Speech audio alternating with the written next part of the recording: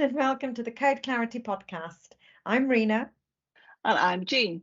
Today we're going to talk about a case from AstraZeneca about a promotional email. Cool. Now, I think that we've both got one top tip each about this case, but Jean, why don't you first describe what the case was about?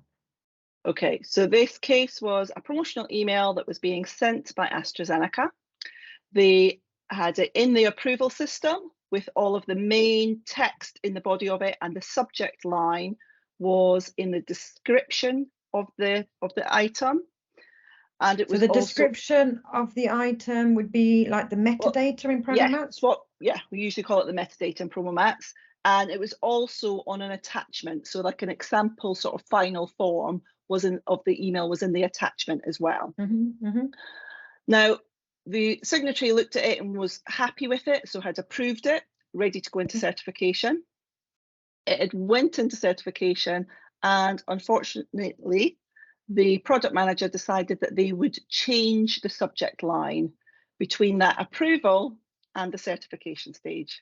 Okay, I mean, I can feel slightly irritated already, so I can see where this is going. So I'm right in thinking in AstraZeneca that pre-certification stage is the same as approval with no amends? Yeah, it's basically, yes, they approve with no amends, it goes straight to certification. So it should be no changes, no comments, a straightforward tick. So what happened next? So the signatory checked that because they were happy with it, they checked the content of the actual email was the same and they certified it. But unfortunately, the change to the subject line did mean that they had a breach because of how they changed it.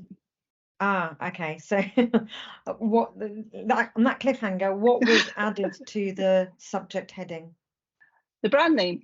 Okay. So the brand name wasn't there. Okay. Understood. That's a tough one, really. But so what are you taking away as the top tip for everybody, originators and signatories?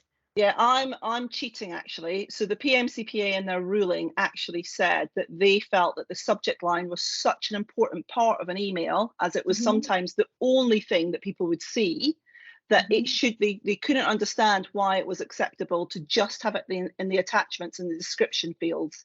It should have been in the main body of what was being looked at and approved. It shouldn't have to rely on a signatory going to open an attachment to see it. Yeah, I do agree with that. I mean, it's still the content, it's still part of content, isn't it? I think my top tip that I would take away is, and I might have hinted at it there, because it's happened to me, I absolutely know it's happened to you, and that is when we're happy, when we're certifying items and we're happy for the item to progress to the next stage, and somebody changes something without telling us. So my top tip would be, originators, address and resolve all comments and make sure that you communicate clearly with your signatories. You've got a lot to do, and if they miss something, it can really result in a breach. Yes. Okay, good case. Thanks very much, Jean. Thank you. Bye. Bye.